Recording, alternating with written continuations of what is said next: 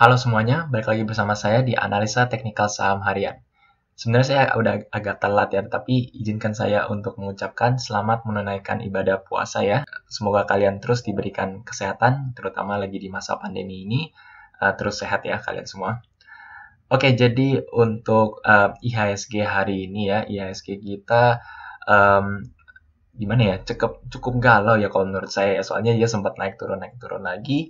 Bahkan kalau kita lihat ya, pergerakan ISG kita, dia sempat naik di awal tetapi langsung koreksi hingga ke zona merah, dan di sesi 2-nya pun terus tertahannya di zona merah. Nah, tapi pada close marketnya nih ISG kita loncat kodok lagi ya, nggak setinggi yang kemarin sih, tetapi menurut saya lumayan ya. Jadi secara overall IHSG kita ditutup menguat di zona hijau ya. Kalau saya pantau sebenarnya nggak banyak emiten yang mengalami loncatan pada post market ya, bahkan BBRI pun juga masih di zona merah, BCA juga masih merah merah dikit sih. Oke, jadi itu untuk pergerakan dari ISG kita hari ini ya. Nah, sekarang kita langsung bahas secara teknikalnya ya. Nah, jadi untuk dari teknikalnya, kita lihat bahwa saat ISG kita sempat naik, terus dia turun kembali ya. Dan turun kembalinya kalau kita lihat ini sebenarnya turun pas di level supportnya ya. Dan pas di level support ini tuh sebenarnya ISG kita cukup tertahan di level supportnya, dan bahkan pada post marketnya pun ISG kita naik kembali ya. Sehingga kalau kita lihat di sini sebenarnya ISG kita ditutup di atas level support ini nih. Nah, jadi kalau menurut saya ini cukup menarik ya dari pergerakan ISG. Tapi apakah ini benar-benar mengkonfirmasi bahwa ISG sudah berhenti turun? Menurut saya kurang terlalu solid sih. Soalnya kita lihat bahwa hari ini pun masih ada ISG kita masih fluktuatif ya. Jadi kalau kita lihat mungkin masih ada kebimbangan di antara pergerakan IHSG. Dan kalau kita lihat seperti pergerakan sebelumnya pun kita lihat bahwa dari candle satunya dia naik menembus level resistennya, terus besoknya dia masih tertahan di atas level supportnya walaupun merah, terus besoknya dia mengalami breakdown ya. Jadi kalau menurut saya secara pergerakan harga ISG-nya mungkin kita perlu wait and see terlebih dahulu ya. Mungkin kalau menurut saya kita pantau beberapa hari ke depan, mungkin besoknya ya, yaitu Senin atau Selasa, kita lihat apakah ISG kita bisa bertahan di level support ini ya. Dan nggak melakukan false breakout seperti yang sebelumnya. Nah, jadi kalau kita lihat dari per day-nya pun sebenarnya nih dari MACD dan juga stokastiknya sebenarnya secara tren per day-nya nih memang masih uptrend sih kalau menurut saya ya. Ini kita lihat ada suatu tanda-tanda divergence, dan pada hari ini pun saat ISG kita sempat koreksi terus ya, ditutup menguat sih ya, kita histogramnya pun sudah ke zona hijau. Walaupun kita lihat bahwa garisnya ini masih di bawah garis tengah dari MACD-nya ya, jadi memang masih di zona momentum negatif, tetapi ini kita lihat sudah ada tanda-tanda golden cross dari MACD-nya ya. Jadi kalau antisipasinya sih mungkin kedepannya MACD-nya bisa nembus ke atas garis tengah dari MACD graph ini ya, untuk menunjukkan momentumnya ke atas. Kita juga lihat dari per day-nya pun sebenarnya stokastiknya ini sudah ada golden cross dan emang lagi menanjak ya. Ini kita lihat secara per day-nya pun stokastiknya sebenarnya masih cukup rendah, jadi masih ada potensi IHSG kita sebenarnya untuk mengalami kenaikan ya. Nah, ini secara per day-nya ya. Oke, kita sekarang zoom in aja ke 4 jamnya. Nah, jadi kalau untuk per 4 jamnya ini sebenarnya IHSG kita kalau kalian pantau, soalnya IHSG kita kan selama seminggu ini sebenarnya sudah mengalami kenaikan cukup pesat ya, yang dari awalnya di sini terus naik sehingga menembus level resistennya, dan bahkan hari ini pun ditutup di atas level resistennya ya. Nah, kita lihat bahwa per day-nya pun sebenarnya stokastiknya sudah di zona overbought ya. Ini overall MACD masih naik, jadi emang trennya masih bagus, tetapi secara stokastik dia emang sudah di level overbought, sehingga menurut saya mungkin kita bisa antisipasi IHSG akan mengalami koreksi terlebih dahulu sebelum mengalami kenaikan lebih lanjut ya. Nah, kita lihat per jamnya, kita zoom in lagi. Per jamnya ini biasanya buat kita sebagai day trading ya, kita lihat bahwa saat IHSG kita membuat titik puncak di sini, terus dia turun sebentar, terus dia mencapai level tertinggi lebih tinggi lagi ya. Kita lihat di sini ya. Ini bahwa stokastiknya justru melemah ya, terus dari MACD-nya pun juga justru melemah saat IHSG kita menanjak lebih tinggi di atas level resistennya bahkan ya. Nah, jadi kalau secara per jamnya untuk day trading, kalau menurut saya sih IHSG akan mengalami koreksi ya. Kemungkinan besar Senin kayaknya IHSG akan mengalami koreksi ya. Nah, kalau antisipasi saya sih harapannya kalau menurut saya itu ISG mungkin koreksi dikit ya. Koreksinya mungkin soalnya ini pas banget nih di antara level supportnya. Harapannya sih kalau menurut saya ISG akan terkoreksi ini hingga tertahan di level support ini ya ke 6068. Ya mungkin kurang lebih dikit ya, saya agak bawah turun dikit. Gak apa-apa. Untuk menunjukkan bahwa ISG-nya bisa bertahan di level support ini ya. Soalnya kalau misalkan ISG ternyata terkoreksi tetapi koreksinya tembus kembali ke level di bawah level support yang bahkan sangat jauh, ini menunjukkan bahwa ISG kembali lagi melakukan false breakout ya, false breakout sehingga membuka ruang ISG mengalami pelemahan lebih lanjut. Kita lihat waktu dia false breakout dia turun lebih dalam dari sebelumnya, kemungkinan besar kalau ini false breakout kembali terjadi akan mengalami penurunan yang jauh lebih dalam dari sebelumnya ya, yaitu kembali lagi ke senario awal sebelum-sebelumnya, yaitu ke zona yang hingga ke 5.840-an ya. Ini yang worst case scenario dari koreksi ISG kita. Oke, jadi untuk ISG sekian, dan sekarang saya ingin mengupdate dari video-video saya sebelumnya mengenai yield obligasi AS ya yang sempat naik hingga ke 1,7%. Di video saya sebelumnya saya bilang bahwa yield obligasi AS ini ada tanda-tanda bearish divergence ya, sehingga kita mungkin bisa antisipasi US 10-year bond ini mengalami pemberhentian dari kenaikannya atau bahkan mengalami downtrend atau koreksi terlebih dahulu ya. Nah, jadi ternyata emang benar ya, ternyata ya kita lihat bahwa yield obligasi AS ini yang dari 1,7 sekarang sudah terkoreksi hingga ke zona 1,5% ya. Sekarang nih yield obligasinya diperdagangkan di 1,578% nih saat ini ya. Nah, jadi emang benar ya yield obligasi sudah mulai menurun. Kalau kalian pantau pergerakan Nasdaq dan juga Dow Jones pun kemarin mereka berdua mengalami kenaikan ya. Jadi juga itu yang harapannya ya, misalnya kalau yield obligasinya turun kan kemungkinan besar bursa kita juga akan mengalami kenaikan ya. Nah, jadi kita lihat dari pergerakan teknikalnya pun ini kita lihat bahwa MACD-nya terus mengalami penurunan lebih dalam ya, histogramnya pun juga turun lebih tajam, terus secara stokastika pun juga turun ya. Walaupun kita lihat di sini sebenarnya stokastika ini sudah di zona oversold ya, sehingga mungkin kita akan antisipasi beberapa technical rebound dari pergerakan US 10-year bond ini. Nah, jadi untuk US 10-year bond ini sebenarnya ini mirip ya, membentuk pola double top ya. Dia membuat top sini terus top sini tapi gagal, terus dia akhirnya kalau kita lihat pantau di sini ini seperti support line dari double top ini, dan akhirnya nih US 10-year bond ini break di level supportnya, dan tetapi ini breaknya baru dikit ya. Sebentar kita gambar aja di sekitar sini ya, level supportnya kita lihat bahwa saat ini harganya di sekitar level support ini. Jadi menurut saya ini belum terlalu mengkonfirmasi double top dari pergerakan US 10-year bond ya. Jadi belum tentu ini reversal. Kalau menurut saya bisa aja ternyata besok-besoknya dia kembali naik ke atas level support dan ternyata nggak menunjukkan double top ya. Ya mungkin triple top ya, tapi itu pun ya harus kita antisipasi lebih lanjut ya.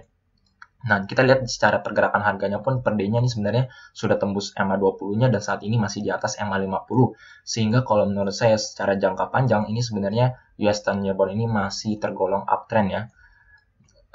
Sampai double top atau triple top yang terkonfirmasi, ya kalian tetap harus berwaspada. Ada kemungkinan US 10-year bond ini masih bisa melanjut kenaikannya. Walaupun untuk saat ini mungkin kita masih bisa tenang ya, karena itu mungkin ISG kita selama seminggu ini terus mengalami kenaikannya mungkin karena US 10-year bond-nya sedang mengalami koreksi ya. Menurut saya ini koreksinya cukup besar sih ya, dari 1,7 hingga ke 1,5% lagi ya. Nah, jadi ini mungkin menjadi salah satu alasannya kenapa ISG kita dan juga bursa luar pun seperti Nasdaq dan juga Dow Jones mengalami kenaikan minggu ini ya. Itu yang kalian perlu antisipasi dari pergerakan US 10-year bond. Oke, jadi untuk selanjutnya saya akan bahas Era. Ini perusahaan yang Erafone, seperti Erafone ini ya. Nah, jadi untuk Era hari ini beberapa hari belakangan ini sebenarnya sudah mengalami kenaikan yang cukup besar ya. Ini kalau kalian lihat Erafone ini sebenarnya kan awalnya dia masih di fase uptrend-nya di MA20-nya, tetapi saat dia tembus MA20-nya, terus dia coba bertahan di atas MA50, tetapi gagal bertahan di atas MA50-nya sehingga tertahan kembali di level support ini ya. Nah, tetapi belakangan hari ini kita lihat bahwa ERA ini sempat naik luar biasa dan bahkan langsung menembus level resistennya dan berhasil bertahan di atas level resistennya ya. Ini kita lihat dengan bullish candle yang sangat luar biasa diiringi dengan volume yang sangat luar biasa ya. Kita lihat udah 3 hari belakangan ini ERA pun mengalami kenaikan cukup tinggi dengan volumenya terus mengalami kenaikan di atas average volumenya. Sehingga menurut saya ERA ini karena dia baru break resistance ya, terus di atas MA5 juga, menurut saya ERA ini sudah balik ke fase uptrendnya dan kemungkinan besar akan mengalami kenaikan lebih lanjut ya. Walaupun yang kalian perlu antisipasi adalah dari kenaikan uptrend pasti kalian akan mengalami pullback ya. So, seperti ini kita lihat dia harganya sudah cukup naik, kemungkinan besar akan ada pullback sebentar sebelum melanjutkan fase rally uptrendnya ya. Sebentar ini kita ganti ke money flow index saja. Oke, nah jadi saya ingin jelaskan ya dari ERA ini ternyata nih ERA ini memang sudah ada tanda-tanda divergence saat dia sudah mengalami downtrend ya, soalnya kan udah break MA50-nya. Ternyata pas di sini nih sudah ada menunjukkan tanda-tanda divergence ya. Nah, kita lihat dari per day-nya nih saat harganya dia terus turun ke level support, terus dia sempat naik sedikit, terus dia turun kembali ya di level yang mirip seperti di level support ini. Kita lihat bahwa dari sini MACD sudah mengalami kenaikan ya. Ini secara money flow index pun juga dari awalnya di sini, terus dia pas turun di level yang cukup mirip di level rendah sebelumnya, ini kita lihat bahwa money flow index sudah mengalami kenaikan ya. Nah, jadi dari per day-nya pun ini sebenarnya sudah terlihat ada tanda-tanda divergence ya. Tetapi emang agak sulit terlihat ya, soalnya kan time frame per day ya. Jadi kita zoom in aja zoom in dengan time frame per 4 jam. Nah, jadi kalau untuk 4 jam mungkin kalian ini lebih jelas ya. Kita lihat saat harganya dia turun ke sini, dia sempat naik sebentar, ngetes level MA20-nya tetapi gagal, terus dia turun lagi. Ini dia turun ya bisa dibilang mirip ya ke level bottomnya dia sebelumnya ini. Tapi kita lihat bahwa MACD-nya justru mengalami kenaikan yang lebih ya. Maksudnya perbedaannya sangat jauh ya. Ini awal kita lihat dari MACD-nya -5 saat dia turun di sini pun MACD-nya justru di zona hijau ya, histogramnya hijau, di sini dibilangnya sih 0 ya. Tapi ini kita lihat secara MACD-nya pun di hijau. Dan garisnya pun kita lihat garisnya dia juga nanjak ya. Jadi ini dari pergerakan ERA dari sini ini sebenarnya sudah menunjukkan tanda-tanda divergence, dan juga money flow index pun juga sama ya. Dari awalnya dia turun di sini, terus saat dia turun ke sini lagi pun ini money flow index sudah pelan-pelan mengalami kenaikan ya di sininya ya.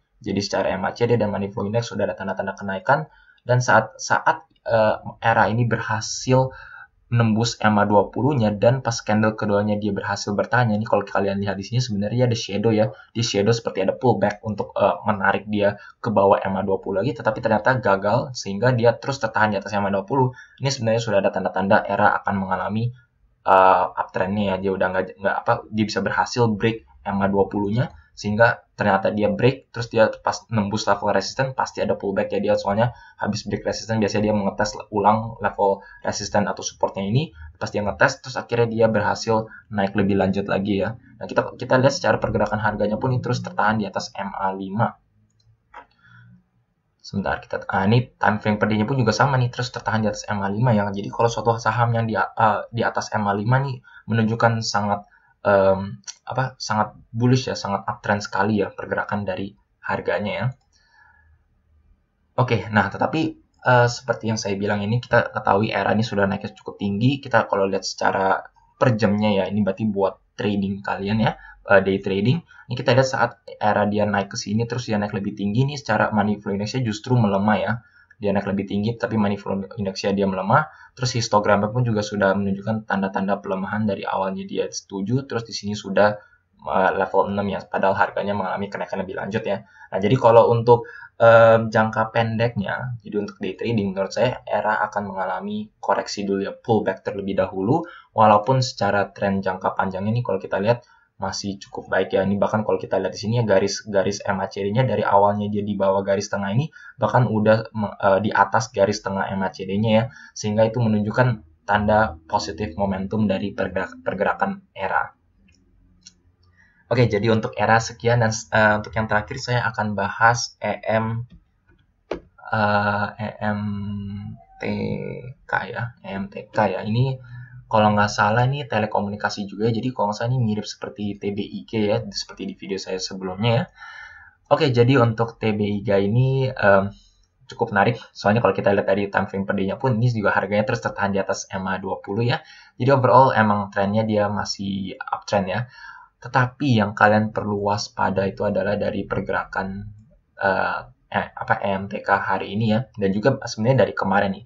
Kita lihat saat dia harganya dia terus ngetes level resisten ini ya, terus dia turun, ngetes level supportnya, terus dia ngetes level resisten tapi gagal lagi, terus dia turun kembali, dan saat dia mau ngetes ulang nih sebenarnya kalau kalian lihat ini sudah ada tanda-tanda pullback ya.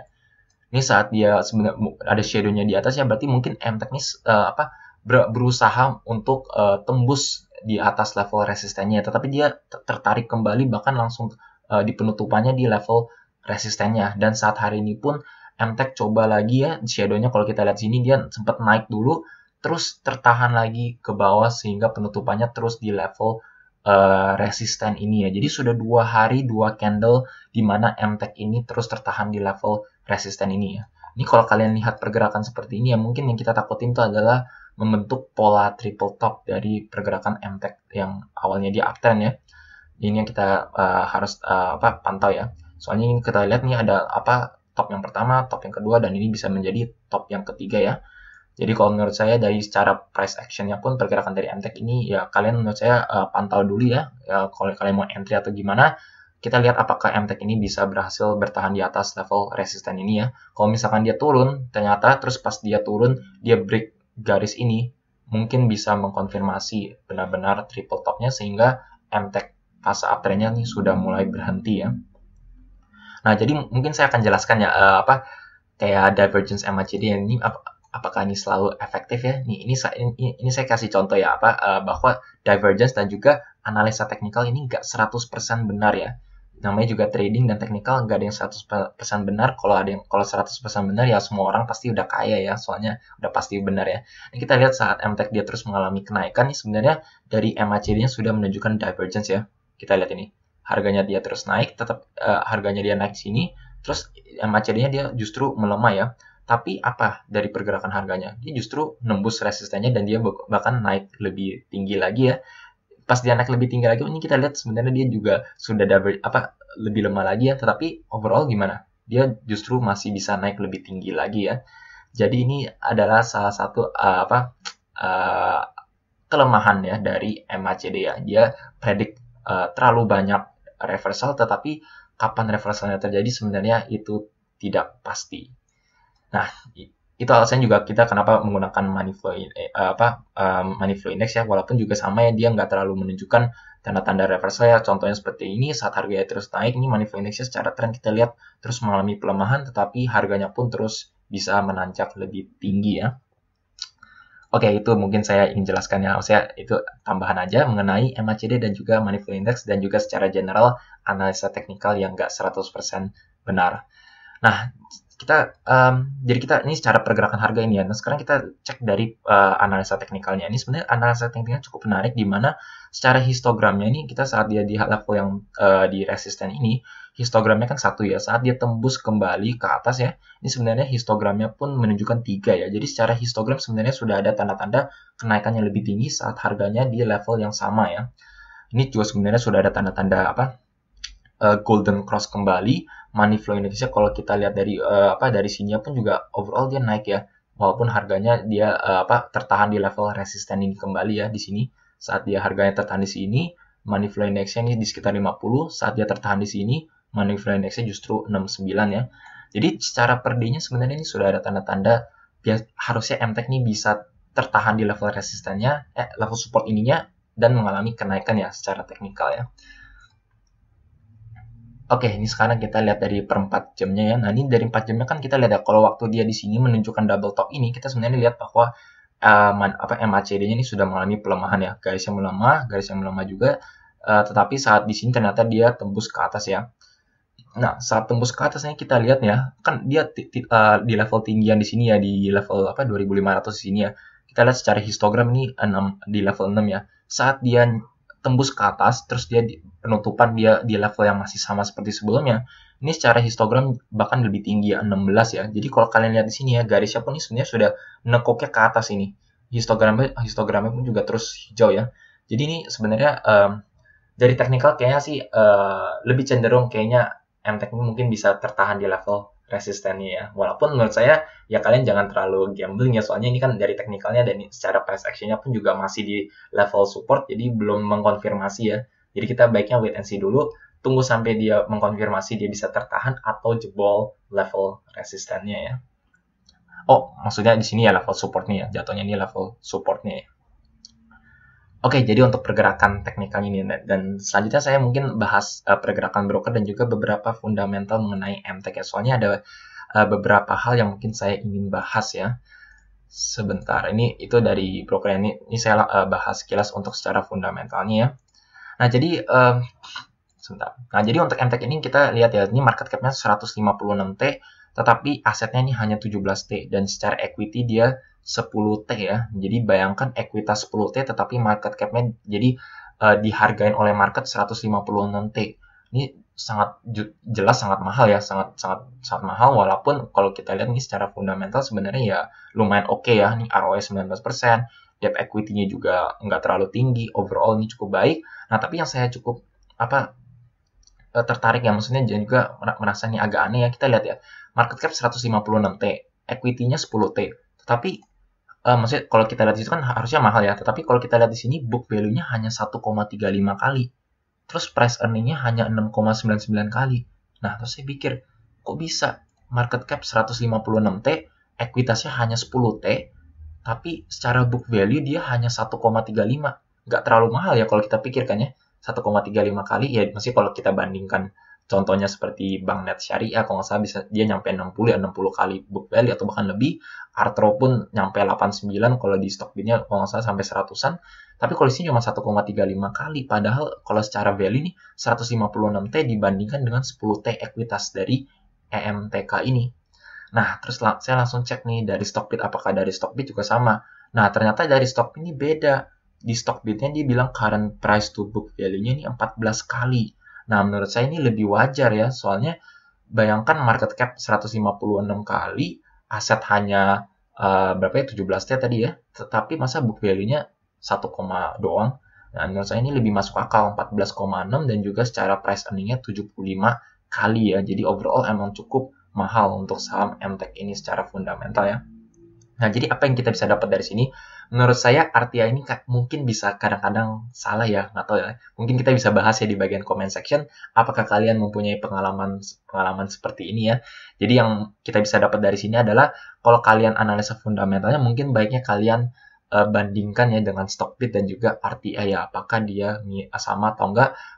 Kalau saya pantau sih emang biasanya ada perbedaan dikit ya, tapi at least harus di level yang cukup mirip lah ya. Kayak ini kan kalau kita lihat secara book value masa 1,35 dibandingkan kalau di sininya 14,6 ya. Jadi sangat beda sekali ya, dan secara nilai pun kalau kita nggak lihat book value-nya, kita lihat ya 156T dibandingkan dengan ekuitasnya hanya 10T, jelas MTech ini cukup mahal ya. Oke, jadi itu secara info yang maksudnya dari pergerakan RTI dan juga dari fundamental dari MTech ini. Nah, terus kita langsung bahas pergerakan brokernya ya. Nah, jadi dari broker ini yang cukup menarik ya menurut saya ini, soalnya kita lihat ya, kan dia sempat break tapi terus tertahan kembali dan bahkan menyentuh di level supportnya ya. Ini kita lihat sebenarnya ada KZ nih, di per day-nya KZ yang melakukan jual luar biasa. Terus kita juga lihat di sini ada BQ melakukan penjualan sangat luar biasa. Ini setahu saya BQ dan juga KZ ini adalah dua-duanya ini adalah broker bandar ya. Ini kita ketahui dia melakukan net sell. Dan kita lihatnya kalau kita totalinnya beberapa broker yang melakukan net sell ini ada 1, 2, 3, 4, 5. Ada 5 broker yang melakukan net sell luar biasa ya. Sedangkan kalau kita lihat dari bagian yang beli ini hanya RF, LG dan juga AK ya. Hanya 3 broker yang melakukan net buy secara dominan ya. Jadi ini yang menurut saya agak pincang ya, soalnya yang jual lebih besar daripada yang net buy. Jadi ini yang kalian perlu waspada dari pergerakan MTech ya. Walaupun ini sebenarnya kalau kita lihat nih ada RF ya. RF ini setahu saya juga broker bandar. YU nih dia beli dan juga masih jual ya. At least dia masih beli. YU dan RF ini broker bandar. Tetapi dibandingkan ini kita lihat ada KZ dan juga BQ yang melakukan net sell sangat luar biasa ya. Nah, dari per minggunya ini kita lihat ya sebenarnya YU dan kita lihat ya BK, YU, terus ini ada MG pun ya. Ini YU pun sebenarnya dari seminggu lalu masih melakukan net buy ya. Tetapi nih kalau kalian lihat dari sininya nih ya, ini KZ nih bayangin. Dari seminggu yang lalu dia sudah melakukan net sell, bahkan dia yang top sellernya ya. Ini terus dia lihat, ini ada BQ juga sudah mulai menjual ya. Jadi ini ada dua broker yang melakukan net sell. Secara overall kalau kita lihat sini mungkin cukup imbang ya. Soalnya ini ada BQ, CC, YU, dan juga CS yang melakukan net buy dibandingkan dengan KZ dan juga BQ yang secara dominan. Ini ada PD juga, dan YP ini ya nggak usah kita unaware, soalnya ini biasanya mirip aset dan DJI pun net sell sangat dikit ya. Jadi kalau menurut saya, soalnya dia udah beberapa broker bandar sudah bahkan ini udah melakukan net sell yang luar biasa. Terus dari pergerakan harganya pun ini pas di level supportnya ya, ini menurut saya agak risky ya, soalnya ini risk to reward ratio-nya cukup risky ya, soalnya kalau dijebol kan dia bisa jebol sampai ke level support selanjutnya yaitu di sini ya, jadi sehingga risk ini cukup tinggi ya. Kalau rewardnya kan belum, kita nggak tahu ya, soalnya dia belum menyentuh level yang tinggi sebelumnya. Jadi menurut saya baiknya kalau MTech, kalau kalian yang belum punya ya kalian wait and see dulu. Kalau kalian yang udah punya mungkin kalian pantau aja, kalau misalnya ternyata dia break level resisten ininya, ternyata dia turun lebih dalam, mungkin kalian take profit dulu ya, sebagian atau keluar dulu dari entry kalian. Soalnya kalau misalkan dia break dan dia ternyata ngetes level ini dan ternyata dia break kembali, soalnya mungkin dia mengkonfirmasi triple topnya, MTech mungkin sudah berhenti fase uptrendnya sehingga akan mengalami fase downtrendnya ya. Oke, jadi untuk video kali ini sekian. Jika kalian merasa video seperti ini bermanfaat untuk kalian, jangan lupa untuk subscribe dan juga pencet tombol bell di sebelahnya, supaya kalian selalu terupdate dan ternotifikasi dengan video-video yang saya akan upload setiap harinya. Sekian dari saya, terima kasih.